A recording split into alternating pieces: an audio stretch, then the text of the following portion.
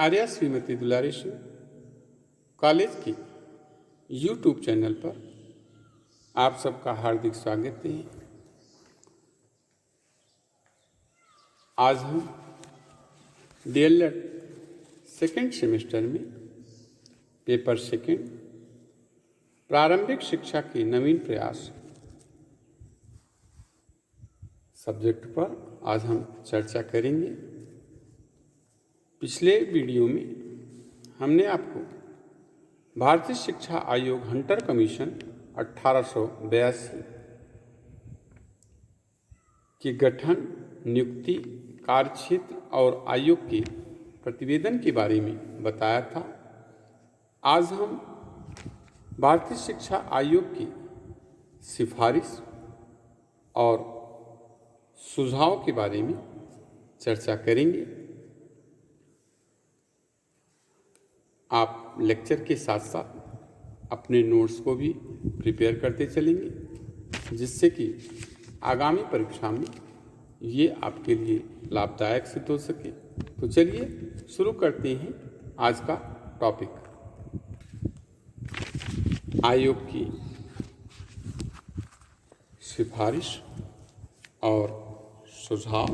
जैसा आप सभी को पता ही है कि भारतीय शिक्षा आयोग का गठन 1882 में हुआ था और जिसको कि हम हंटर कमीशन के नाम से जानते भी हैं। आइए देखते हैं कि भारतीय शिक्षा आयोग की सिफारिश और सुझाव क्या थे। तो आयोग ने शिक्षा के विविध क्षेत्रों और अंगों, देशी शिक्षा, प्राथमिक शिक्षा, माध्यमिक शिक्षा, उच्च शिक्षा, सहायता अनुदान प्रणाली, शिक्षक प्रशिक्षण, शिक्षा विभाग, मिशनरी प्रयास, धार्मिक शिक्षा, स्त्री शिक्षा, मुसलमानों की शिक्षा, हरिजनों और पिछड़ी जातियों की शिक्षा, आदिवासियों और गिरिजनों की शिक्षा पर अपनी प्रमुख सिफारिशें और सुझाव दिया। तो सबसे पहले देखते हैं भारतीय शिक्षा आयोग ने शिक्षा नीति के संदर्भ में क्या सुझाव दिए। तो आयोग ने शिक्षा नीति के संदर्भ में प्रमुख रूप से 5 सुझाव दिए। पहला, राज्य को राजकीय विद्यालयों की स्थापना की गति को धीरे धीरे कम करते हुए इनके उत्तरदायित्व से अलग हो जाना चाहिए। दूसरा, राज्य को सहायता अनुदान प्रणाली के नियमों को अधिक उदार बनाकर शिक्षा के क्षेत्र में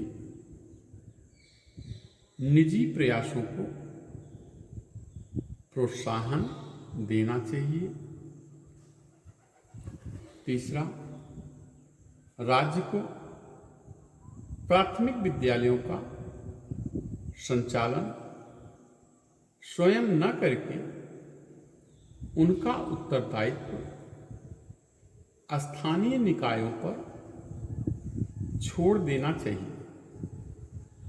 चौथा, राज्य को माध्यमिक विद्यालयों और कॉलेजों का प्रबंध कुशलतापूर्वक कार्य करने वाली निजी संस्थाओं को धीरे धीरे सौंप देना चाहिए। और पांचवा, राज्य को भविष्य में केवल सहायता अनुदान के आधार पर स्थापित माध्यमिक विद्यालयों और कॉलेजों की स्थापना को प्रोत्साहन देना चाहिए। आयोग ने शिक्षा नीति के संबंध में सन 1854 के आदेश पत्र के निम्नलिखित सुझाव का अनुसरण करने का परामर्श दिया, जिसमें कहा गया कि राजकीय शिक्षा संस्थाओं को उन स्थानों में चलने दिया जाए जहां उनकी आवश्यकता है, किंतु राज्य का मुख्य कर्तव्य निजी शिक्षा संस्थाओं की उन्नति और प्रसार करना होना चाहिए। तो ये सुझाव और ये सिफारिश जो है वो शिक्षा नीति के संदर्भ में था। अब इसके बाद दूसरा सुझाव जो है वो आता है देशी शिक्षा के प्रति।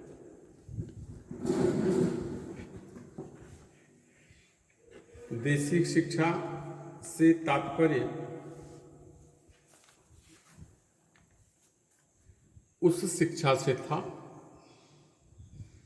जो भारत की प्राचीन परंपराओं पर आधारित भारतीयों द्वारा संचालित देसी विद्यालयों में दी जाती थी।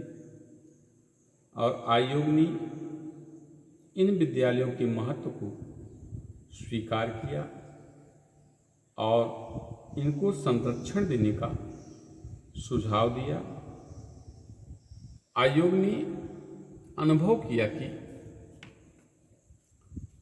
अनंत काल से कठिनाइयों का सामना करते हुए भी ये विद्यालय आज भी जीवित हैं। यह इनकी सजीवता और लोकप्रियता का प्रमाण है। यदि इनको मान्यता तथा आर्थिक सहायता प्रदान की जाए तो ये देसी विद्यालय राष्ट्रीय शिक्षा प्रणाली में महत्वपूर्ण स्थान ग्रहण कर सकते हैं। इन विद्यालयों को सरकार द्वारा मान्यता और अनुदान दिया जाए। यदि इन विद्यालयों की सहमति हो तो इनके संचालन का भार स्थानीय संस्थाओं को दे दिया जाए। इन विद्यालयों में पढ़ने वाले विद्यार्थियों को छात्रवृत्तियां दी जाएं। और चौथा, इन विद्यालयों में पढ़ने वाले शिक्षकों के प्रशिक्षण की उचित व्यवस्था की जाए। इसके बाद तीसरा आता है प्राथमिक शिक्षा। तो आयोग का मुख्य कार्य प्राथमिक शिक्षा की जांच करना और उसकी उन्नति तथा प्रसार के लिए सुझाव देना था। तो आयोग ने प्राथमिक शिक्षा के अंगों पर विस्तार से विचार करके अपने सुझाव दिए। प्राथमिक शिक्षा की जो नीति है उस नीति के संदर्भ में आयोग ने कहा कि देश की वर्तमान परिस्थितियों में यह वांछनीय है कि जन साधारण की प्राथमिक शिक्षा और उसकी व्यवस्था एवं प्रसार तथा सुधार को शिक्षा प्रणाली का वह अंग घोषित किया जाए जिसके प्रति अब राज्य की सतत चेष्टाएं पहले से अधिक मात्रा में केंद्रित की जानी चाहिए। प्राथमिक शिक्षा के संगठन के विषय में आयोग ने कहा कि इसके संगठन का कार्य नगर पालिकाओं और जिला परिषदों को सौंप दिया जाए। ये स्थानीय संस्थाएं शिक्षा परिषद बना करके अपने अपने क्षेत्र में प्राथमिक शिक्षा का प्रबंध, प्रसार, विकास और निरीक्षण करें। इस प्रकार से आयोग ने प्रांतीय व केंद्रीय सरकार को इस भार से मुक्त कर दिया। प्राथमिक शिक्षा के पाठ्यक्रम के संदर्भ में आयोग ने कहा कि सभी प्रांत पाठ्यक्रम के विषय चुनने के लिए स्वतंत्र हैं, लेकिन आयोग ने कुछ जीवनोपयोगी विषय जैसे कृषि, चिकित्सा, भौतिक विज्ञान, बही खाता, इन सबको पाठ्यक्रम में सम्मिलित करने का सुझाव दिया है। प्रारंभिक शिक्षा के माध्यम के संदर्भ में आयोग ने सुझाव दिया कि शिक्षा का माध्यम जो है वो देसी भाषाएं या प्रांतीय भाषाएं होनी चाहिए, और उसने यह भी सुझाव दिया कि सरकार को इन भाषाओं के विकास के लिए प्रयत्न करना चाहिए। प्राथमिक शिक्षा की आर्थिक व्यवस्था के लिए आयोग ने कहा कि नगर पालिकाएं और जिला परिषदें प्राथमिक शिक्षा के लिए एक पृथक कोष का निर्माण करें, जिसमें उनकी आय का उपयुक्त अंश फीस से प्रांतीय सरकार द्वारा प्रदत्त अनुदान से और प्राथमिक शिक्षा के लिए प्राप्त अन्य कोई धनराशि सम्मिलित हो। इस धनराशि को केवल प्राथमिक शिक्षा पर ही व्यय किया जाए। किसी भी दशा में इसका कोई भी भाग माध्यमिक अथवा उच्च शिक्षा पर व्यय न किया जाए। आयोग ने कहा कि स्थानीय संस्थाओं के साधन सीमित हैं और प्रांतीय सरकार को भी अनुदान के रूप में स्थानीय संस्थाओं को आर्थिक सहायता देनी चाहिए। यह आर्थिक सहायता स्थानीय कोष का 1/2 भाग और संपूर्ण व्यय का 1/3 भाग होना चाहिए। इसके बाद में अगला सुझाव माध्यमिक शिक्षा पर दिया गया। माध्यमिक शिक्षा के विस्तार और उसके दोषों को दूर करने के संदर्भ में आयोग ने महत्वपूर्ण सुझाव दिए। सबसे पहला कि सरकार माध्यमिक शिक्षा को योग्य और बुद्धिमान भारतीयों को सौंपकर स्वयं इसके उत्तरदायित्व से मुक्त हो जाए और इसके लिए अनुदान प्रणाली अपनाई जाए।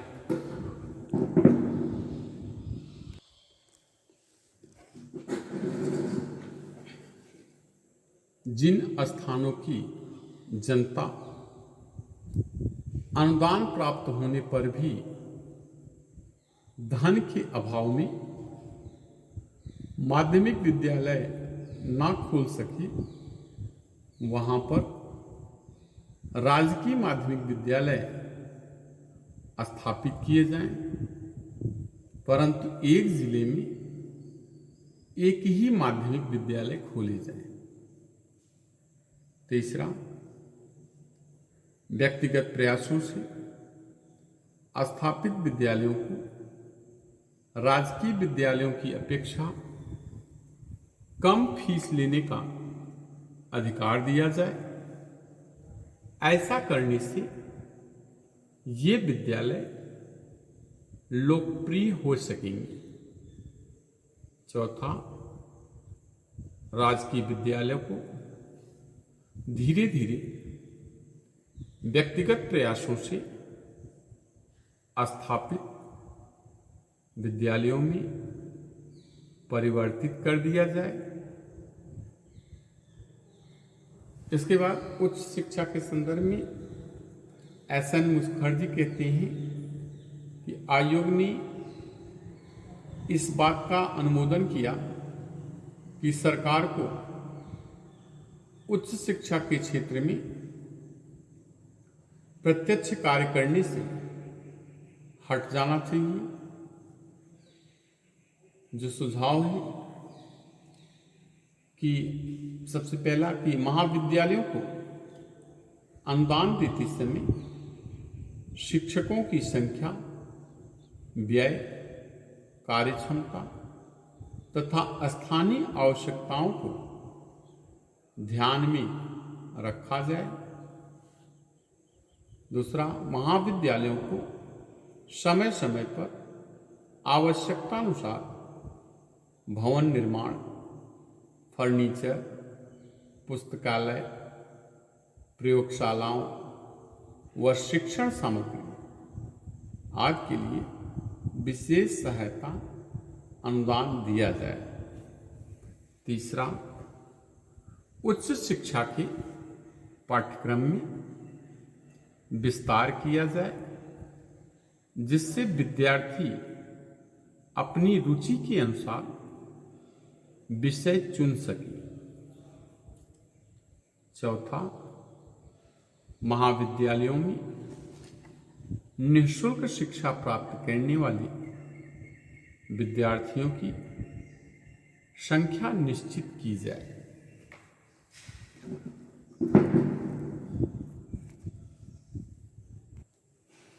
इसके बाद आता है सहायता अनुदान प्रणाली।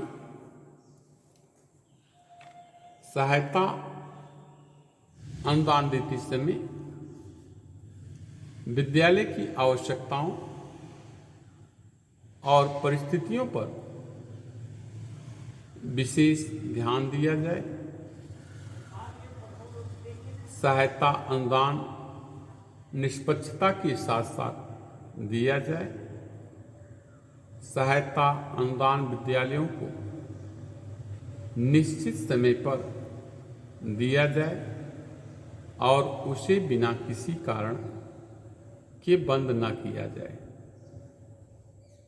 जिन विद्यालयों को सहायता अनुदान दिया जाए उनके आंतरिक मामलों में किसी प्रकार का हस्तक्षेप न किया जाए। पांचवा, पिछड़े क्षेत्रों के विद्यालयों को अधिक सहायता अनुदान दिया जाए। इसके बाद में आता है आयोग का सुझाव शिक्षकों का प्रशिक्षण के संदर्भ में। तो शिक्षकों के प्रशिक्षण के संदर्भ में आयोग ने मुख्य रूप से बल दिया और वो दो बातों पर दिया। सबसे पहला कि स्नातकों के प्रशिक्षण काल की अवधि इनमें कम योग्यता वाले विद्यार्थियों के प्रशिक्षण काल से कम होनी चाहिए।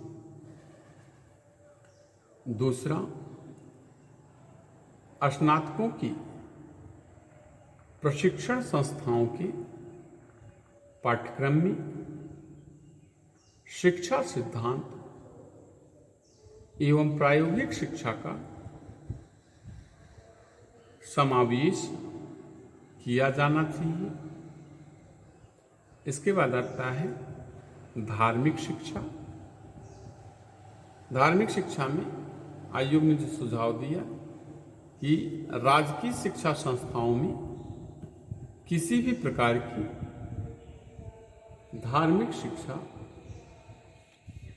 प्रदान न की जाए। निजी शिक्षा संस्थाओं में धार्मिक शिक्षा प्रदान की जा सकती है और सरकार इस धार्मिक शिक्षा की ओर कोई ध्यान न दे। इसके बाद आयोग का सुझाव स्त्री शिक्षा के संदर्भ में स्थानीय तथा प्रांतीय सार्वजनिक कोषों से बालकों तथा बालिकाओं की शिक्षा के लिए उचित अनुपात में धन व्यय किया जाए। दूसरा, बालिकाओं के विद्यालय के लिए सहायता अनुदान की मात्रा वर्तमान की अपेक्षा बढ़ा दी जाए। तीसरा, बालिकाओं का पाठ्यक्रम और पाठ्य पुस्तकें बालकों से भिन्न हों। बालिकाओं के पाठ्यक्रम में साहित्यिक विषयों की अपेक्षा प्रायोगिक विषयों पर विशेष बल दिया जाए।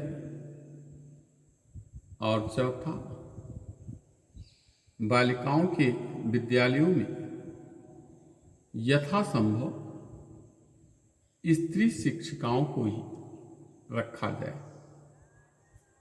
मुसलमानों की शिक्षा के संदर्भ में आयोग ने कहा कि मुसलमानों की शिक्षा को विशेष प्रोत्साहन देने की आवश्यकता है।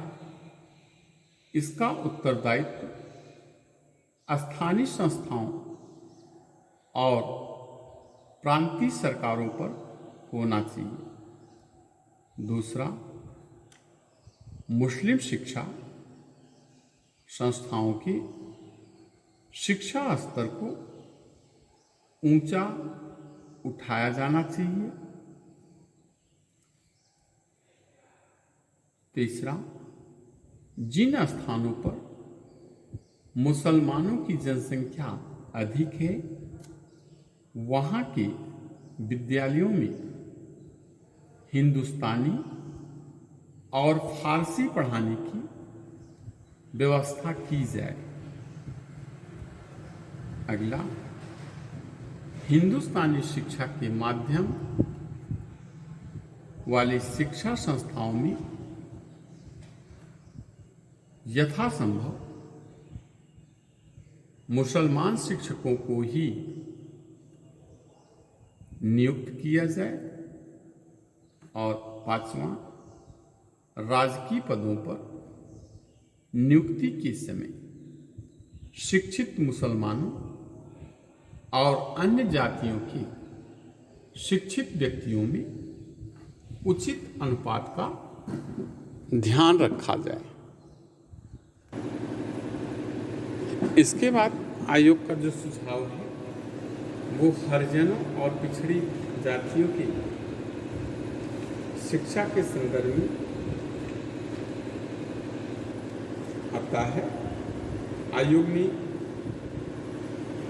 हरिजनों और पिछड़ी जातियों की सामाजिक स्थिति का सूक्ष्म अध्ययन किया और उनकी शिक्षा में सुधार करने के लिए जो प्रमुख सुझाव दिए उसमें सबसे पहला सुझाव दिया कि जहाँ कहीं पर इन जातियों के बालकों के प्रवेश पर विरोध हो वहाँ इनके लिए अलग से विद्यालय खोले जाने चाहिए। विद्यालयों में व्याप्त छुआछूत और जाति भेद को दूर करने के लिए शिक्षकों और शिक्षा अधिकारियों को बुद्धिमत्तापूर्वक प्रयास करने चाहिए। इसके लिए जबरदस्ती नहीं की जानी चाहिए। सरकारी विद्यालयों में हरिजनों और पिछड़ी जातियों के लिए विशेष सुविधाओं की व्यवस्था की जानी चाहिए। हरिजनों और पिछड़ी जाति के बालकों की शिक्षा निःशुल्क होनी चाहिए और हरिजनों और पिछड़ी बालकों की विशेष छात्रवृत्तियां प्रदान की जानी चाहिए। आदिवासी और पिछड़ी जातियों की शिक्षा के संदर्भ में आयोग ने कहा कि आदिवासियों और पहाड़ी जातियों की शिक्षा का अभ्यास व्यक्तिगत प्रयासों पर न छोड़ करके बल्कि स्वयं सरकार को अपने हाथों में लेना चाहिए। इन जातियों की शिक्षा के लिए व्यक्तिगत प्रयासों द्वारा स्थापित विद्यालयों को अधिक से अधिक प्रोत्साहन दिया जाना चाहिए। इन जातियों के विद्यार्थियों को निःशुल्क शिक्षा प्रदान किया जाना चाहिए और इन जाति के बालकों को विशेष रूप से छात्रवृत्तियां देना चाहिए और जहां तक संभव हो इन जातियों के विद्यार्थियों को शिक्षा देने के लिए इन्हीं जातियों के शिक्षकों को नियुक्त किया जाना चाहिए। तो ये तो प्रमुख रूप से आयोग के सिफारिश और सुझाव थे। अगले वीडियो में हम आपको भारतीय शिक्षा आयोग का मूल्यांकन, जिसमें भारतीय शिक्षा आयोग के गुण, भारतीय शिक्षा आयोग के दोष और भारतीय शिक्षा आयोग का भारतीय शिक्षा पर क्या प्रभाव पड़ा, उसके बारे में हम चर्चा करेंगे। तो मिलते हैं हम आपसे अगले वीडियो में। तब तक के लिए धन्यवाद।